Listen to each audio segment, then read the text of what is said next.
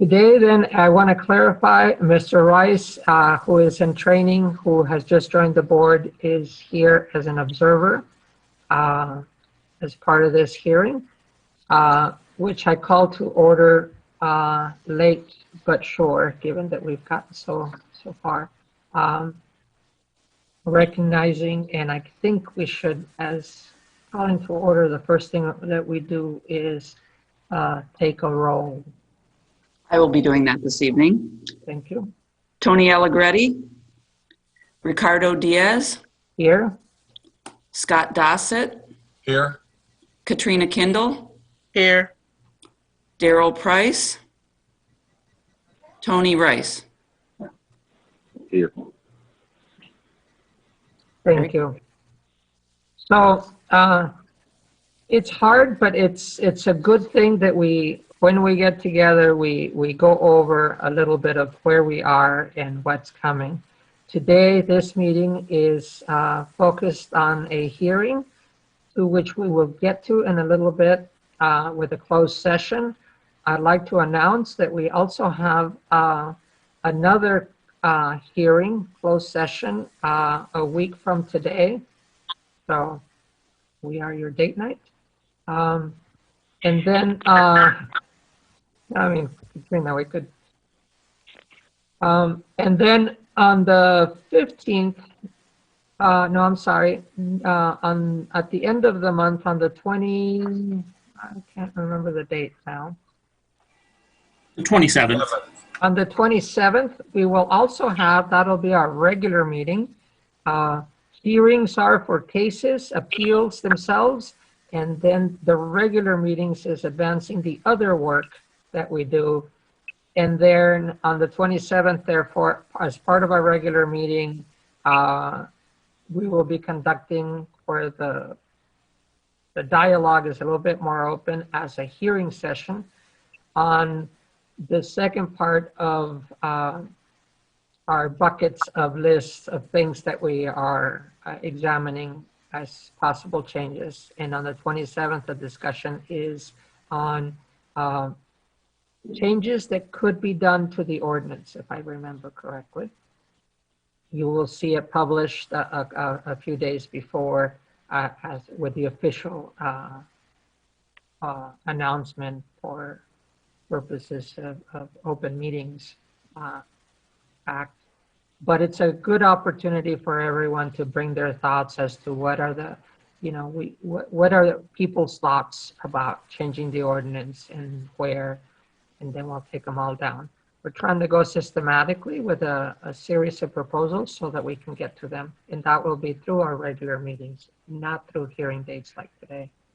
Scott, comment. Just a note, Ricardo, to the community that the front page of the city's website has the flyer for the 5:30 p.m. Wednesday, January the 27th, as well as a webinar ID and some sort of preliminary things to think about and talk about in the context of that listening session. Thank you, Scott. In fact, I noticed you posted it on Facebook. I'll share it so that we'll put to my friends. It's always funny to say friends for me for Facebook, but through all my links so that they can pick it up and forward it. It would be a great opportunity to bring all voices so we can take it all down and love them. I mean, community to me does not mean coordination. Community to me means we are aware of each other's actions. And on such a listening session, it would be great to have everybody's thoughts. All right. That's the introduction to the meeting. Is there anything else to do before we go into closed session? I want to explain a little bit about closed session. Oh, I guess we normally have public input. Is that what you're saying yes to, Scott? Yes. Yes. So let's do some public input, and then I'll describe a little bit about what closed session means, so that we have at least everybody the same, more or less the same awareness as the procedure. So in order to do that, I go to the attendees, and whoever's raised their hand. Chris Hansen has raised his hand, and he will go first. If anybody else that raises their hand, they can go after Mr. Hansen. So go ahead, Mr. Hansen. Hi, Ricardo, can you hear me? I can, thank you. Great. This is Christopher Hansen. But actually, before I start my public input, has this meeting been called to order? Maybe I missed it. No, I did, and then the roll was taken. Okay, then, okay, good. Well, it's not reassuring to see it took, I don't know if it took 15 or 20 minutes to just get enough people here to start the meeting. That's not really a good sign, and that isn't exactly common for the Urbana boards. It seems like it's this board and the Human Relations Commission that seem to run into that problem virtually every meeting. So I hope that can be adjusted.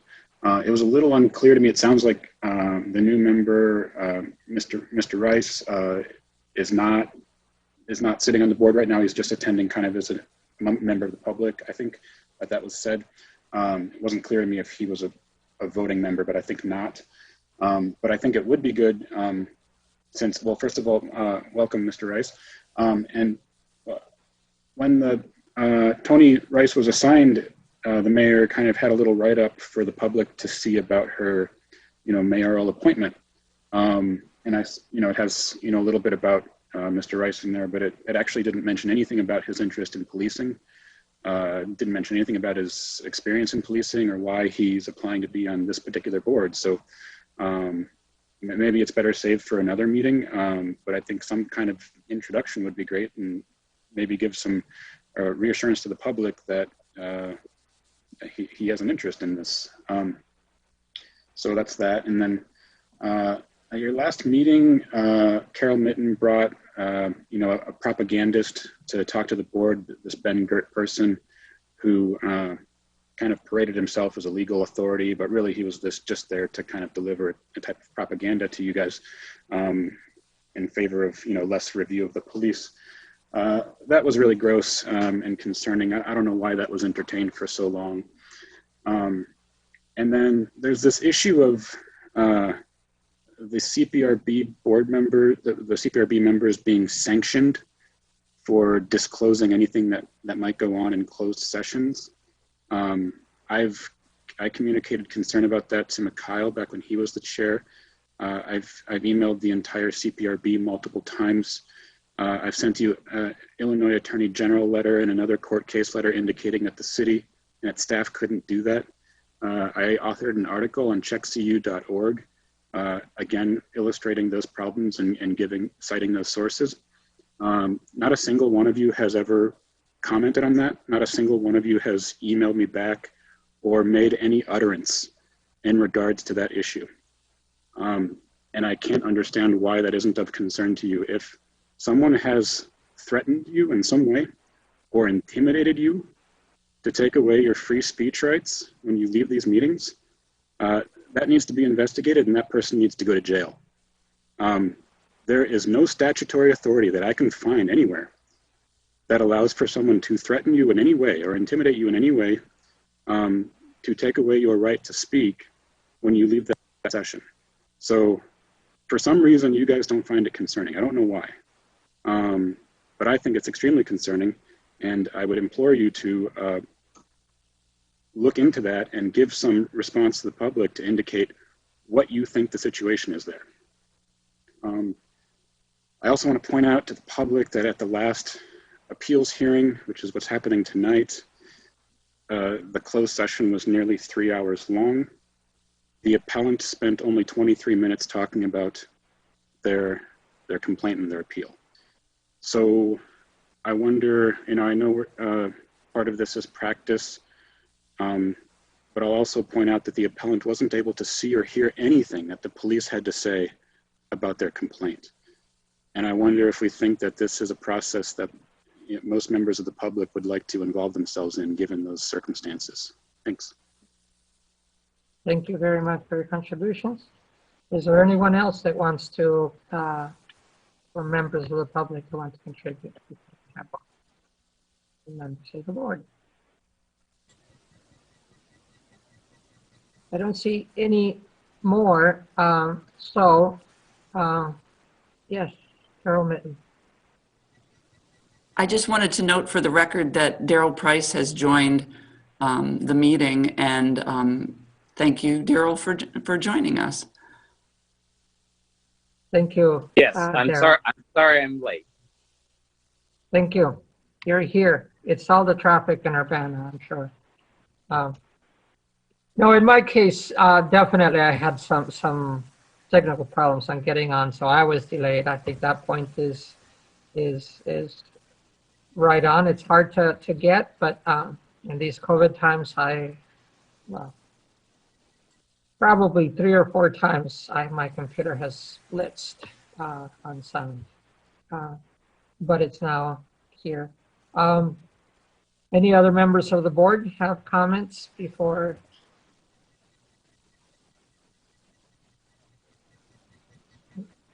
Okay, I do want to make, yes. I was going to make a motion to go into closed session. Go ahead. Okay, go ahead. Don't, well, you could, but you didn't. So I just want to, I want this to be always as transparent as possible.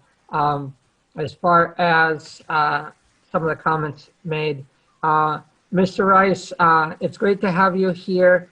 You are at your own petition here as an observer, not as a voting member. Is that correct? Correct. Thank you. I just want to make sure that everybody knows that. We invite different people, and as we progress on the information, we just invite everybody to come to the listening session, or when they come to regular meetings, if they want to be heard, there are ways to do so. And in this case, that's what we will keep on having. As far as now going to, well, no, before description of closed session, I have not received any threat, any intimidation about a closed session. I have learned what applies to us, and I believe that as I explained some of that today, it will still apply to me. Is any other member of the board has received intimidation or threats? No. Okay, I have not as well. thank you. Neither have I, Mr. Chairman. Thank you. So it's just members of the board. Perception in reality can be really hard to discern, especially because some of the stuff here, like we're on Open Meetings Act rules, and a closed meeting has its own certain rules. We don't get to talk. I realized this week, as I was explaining to Mr. Rice, we talk individually to each other, but we don't have a place to talk as a group, except before the camera. And it has its disadvantages. I'm sure it was with good reason that the rules were placed. As far as the closed session, I have to tell you, I am very, I'm gratified for the need to have a closed session. These are very serious matters. They involve people's personal stuff. And when a complaint rises to the level of a hearing, the only ones that should be privy to the full information are those involved. In our case, we have as much information as is available, we as members of the board. The police doesn't have necessarily all information, neither does the complainant. So, so the police has just to examine their complaint and agree or disagree with the chief's finding about the complaint, and the public trusts us to see as much information as is available to give a fair hearing to their complaint. So as that happens, we want to be fair. We want to intake as much as possible, deliberate, and come back with a vote.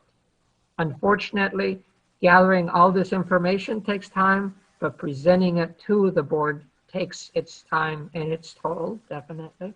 So altogether, 3 hours to go through all the procedures and gathering the information. The closed session is to protect confidentiality. At times, I also want to talk more about it, but it's somebody's life and somebody's complaint. And at home too, I am mum about the details.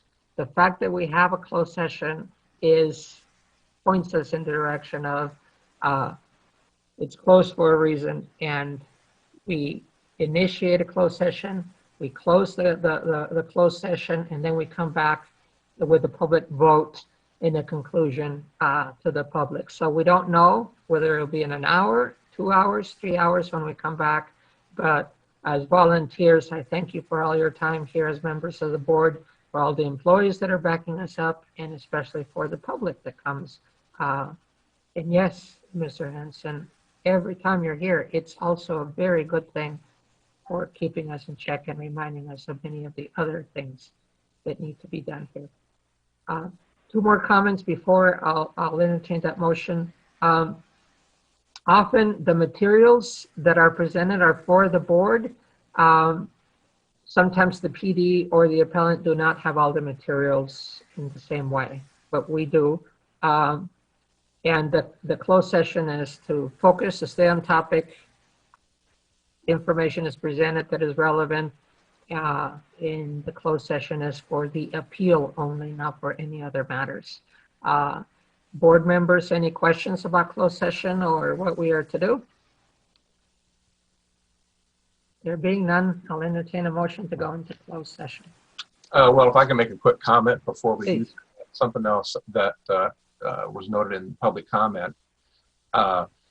Hopefully, the next time we have a regular meeting, our new member, Mr. Rice, Oh, will that's right. provide himself with a little bit of an introduction.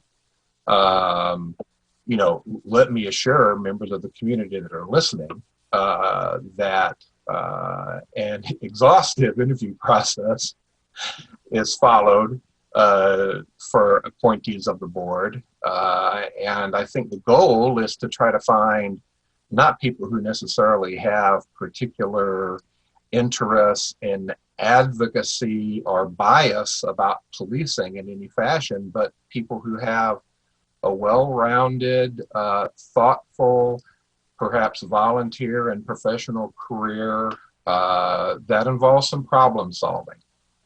And you know, notable fairness, characteristics about their personality. So unlike a police commission that might be organized in a more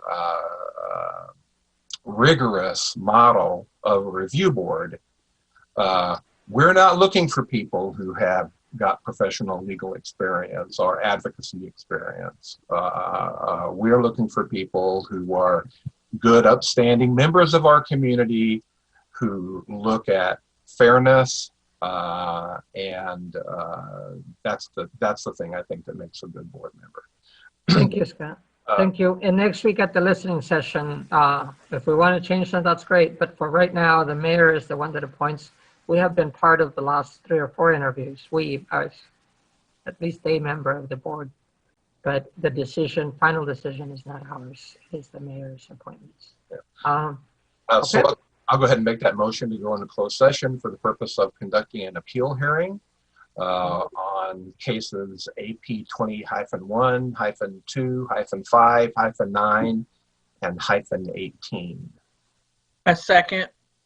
Thank you. There being a motion and a second, we need a roll call for the vote. Ricardo Diaz, Present? Yes. Scott Dossett, Yes? Katrina Kendall, Yes. Daryl Price, Yes. Thank you. So we'll be going to a closed session. So now some little logistics to make sure we all get there. When we go into closed session, you must leave the CPRM meeting and go to your email.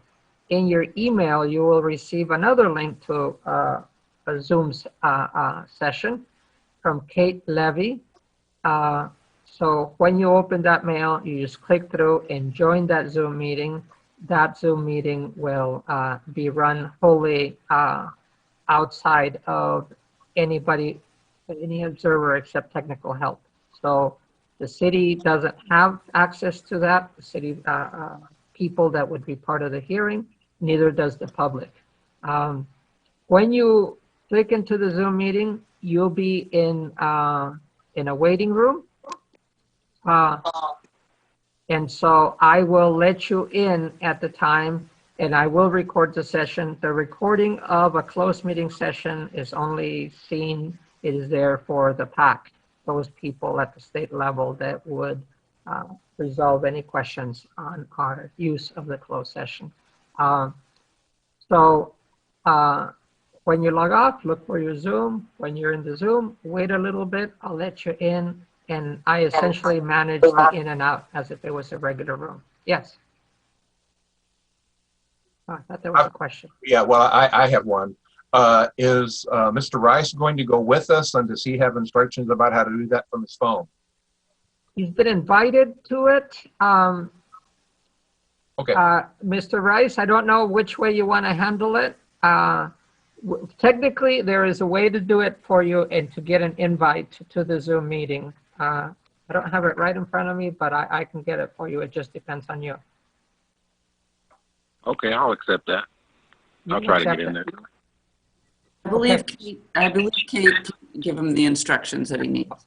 Okay, Kate has given you the instructions, so everybody will leave the Zoom session and we'll come back after for the vote, the final vote. But for right now, we close off and look at your email and join again. Thank you, everybody. I'm looking at my cheat sheet rules. Motion to reconvene in public session to undertake such action, if any, as the board deems appropriate. So I think we are going to need a motion to reconvene. So moved. Thank you. I need Second. thank you. A second. So that means a vote. So go ahead and do a roll call so we can get back together officially.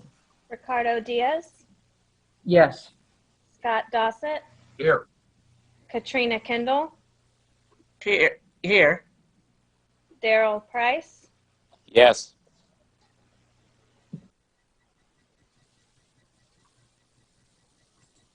Thank you. We are officially reconvened in open session to deal with CPRB business of 3 complaints that we were able to go through, or 3 appeals.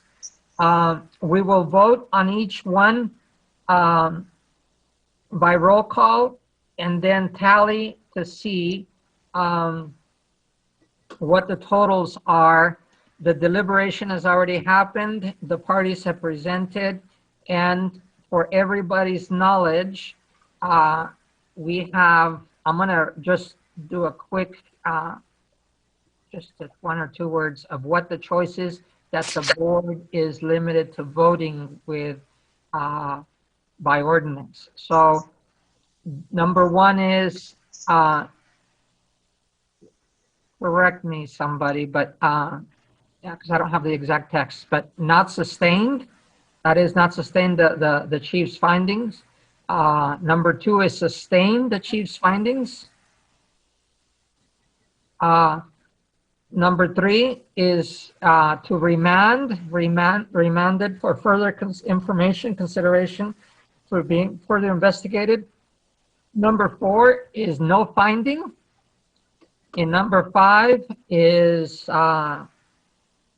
that the situation was mediated. That is, that there is no other finding because the parties came into agreement, which I believe there's structural issues as to that to happen, but mediation should always be there.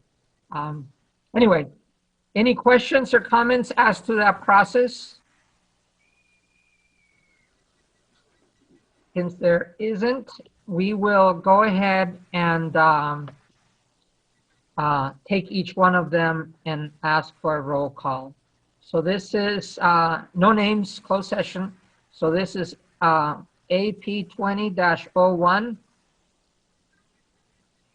which originated in complaint 2020-R1. How say ye on the vote? Roll call, please. Ricardo Diaz, Look at your notes. Ricardo, you need a motion before you can take the vote. Motion to reconvene. No, a motion on a given appeal. I don't have it on my cheat sheet, but I can accept that just to cover the bases, because then both will have been done. So do I hear a motion to vote on 20 AP, well, appeal number 20-01? So moved. Thank you. No, but then we'll have to vote Second. on the motion. Thank you, second. So we have to vote on wanting to vote, and then we vote. No, Ricardo, if I can just assist you, someone has to make a motion for how to dispose of the case and get a second, and then see if a majority of people agree. So someone has to say, I move that we sustain, or I move that we don't sustain, or I move, something like that, and get a second, and then you vote on each one individually. But it takes a motion and a second from somebody for some disposition of the case. Which is clear to me. It runs contrary to advice that I got earlier, because when we each vote one of the five, we all need to keep the tally to make sure that the votes add up. So what I'm hearing from you, Carol, is that we entertain a motion to sustain or not sustain, but then it leaves the other three hanging to be moved if the first motion does not carry. That's true. That's absolutely true. Now, perhaps you were given advice different than that by the hearing officer. If so, I'm unaware of it. Okay. Well, I'm making you aware that I did receive instruction to just vote. So I don't know who the parliamentarian is with full, but We can ask Jason to allow Alex into this session if you would like. yeah, I think we'd better. And in the meantime, let's pull up the ordinance. Want to follow the rules. Oh, God. I know, Daryl, it's okay. Alex, you're in the room. Okay. Yeah, What's I'm. What's the rule on how to carry this? We've done it twice before. Recently. Yeah, and I mean, I don't think I've attended the open portion of this. I think I've dropped off when there's just the end of the closed session, so I haven't been here for this portion. And I heard what Carol said, and I don't want to get into an argument about this, but just looking at 19-33, it says that CPRB shall render one of the following findings based on the preponderance of the evidence, and the majority obviously would carry the decision there. So I don't read that as someone moves to sustain, someone moves to do this. To me, it's a vote. But if there's been a procedure designated previously, then obviously I'm unaware of it. Thank you. So basically, you're saying it's okay not to follow your previous thought,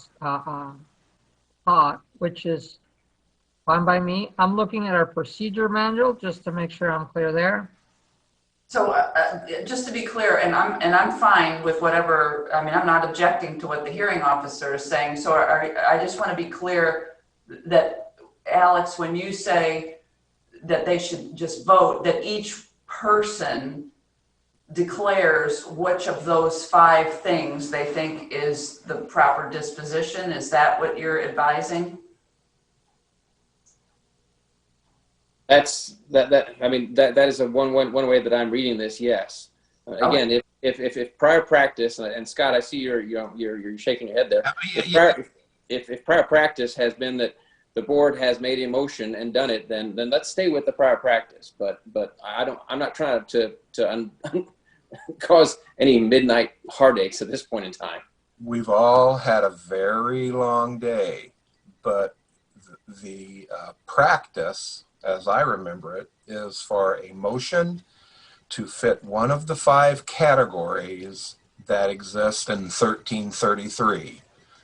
Otherwise, we have 5 people here. We could get an individual vote for not sustained, sustained, remanded, no finding, and mediated. And we've got a real bang up on our hands, and nobody, people participating in the meeting are kind of left with the community with, what's happened. I think the intent of the motion in the first place is to categorize and then to vote. If that vote doesn't have a preponderance, then we may need to make another motion to not sustain or whatever. But that's how I think we should follow, and that's what the history is of the way we vote. And if everyone's fine with that, then yeah, I can get that behind too. I'm not trying to derail things. Okay. So thank you very much. I'll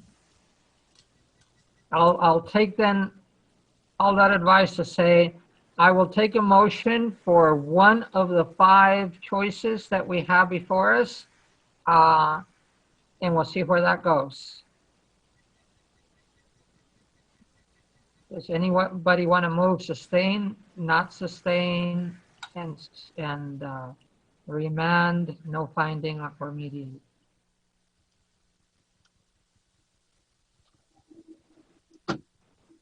You already have a vote. Since you already have a vote, you can just move what you have, and we'll figure it out.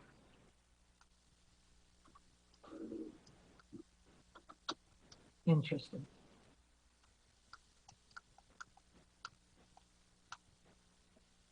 And I have to keep quiet during this part.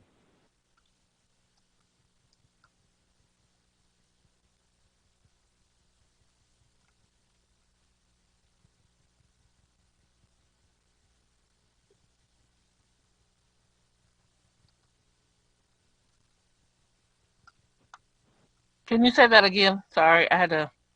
You can just move however you're going to vote and see if there's support for the same vote. So you can say, I move that we sustain, or we move that we don't sustain the chief's findings. That'll start the process. So essentially, the chair is asking for someone to make a motion. Yes. On just the first complainant, not all of them together. Correct. Just Correct. on the first one. So to clarify, this is Appeal 20-01, which refers to complaint 2020-R1. I make a motion that we sustained on the first complaint. Second. Thank you. Let's take a vote on sustaining. Ricardo Diaz,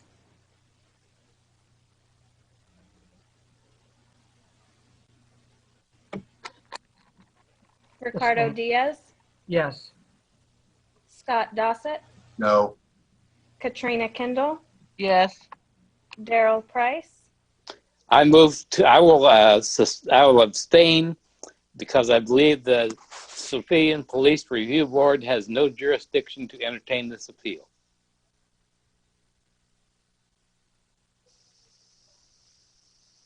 Is that all? That's it. So we have an abstain. We have 2 yeses, 2 sustains, 2 yeses to the sustain, and 1 not sustain. 1 no to the motion. 1 no to the motion. Yes. So that's not a vote. So the ayes have it, I think. The ayes have it because there's 2 no matter what, as long as you and Daryl can't be combined, which is true. Okay, so on AP 20-01, the ayes for sustaining have it, which means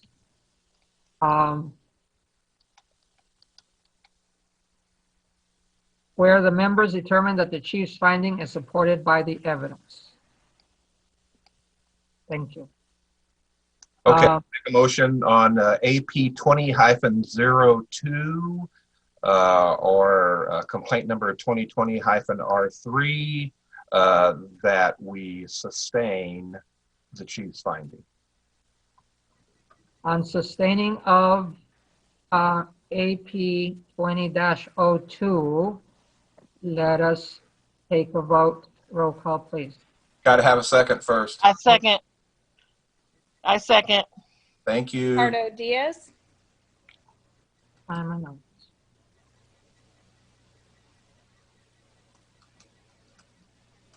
Nay. Scott Dossett, Yes. Katrina Kendall, Yes. Daryl Price, Yes. The ayes have it.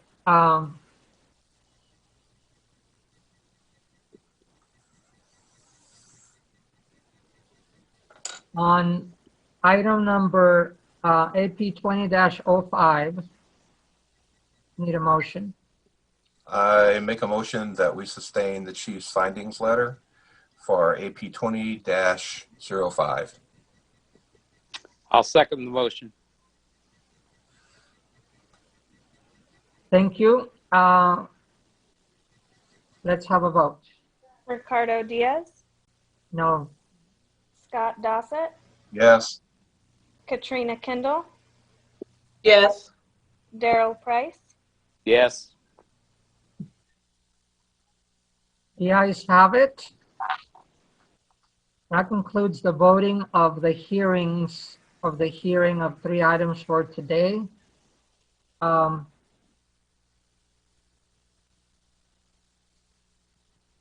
don't believe we have any more business. I make a motion that we adjourn. Second the motion. Let's vote, and we will be concluded on hearings as to 1 week from today. Ricardo Diaz, Yes. Scott Dossett, Yes. Katrina Kendall, Yes. Daryl Price. Yes. Thank you, everyone. Good night.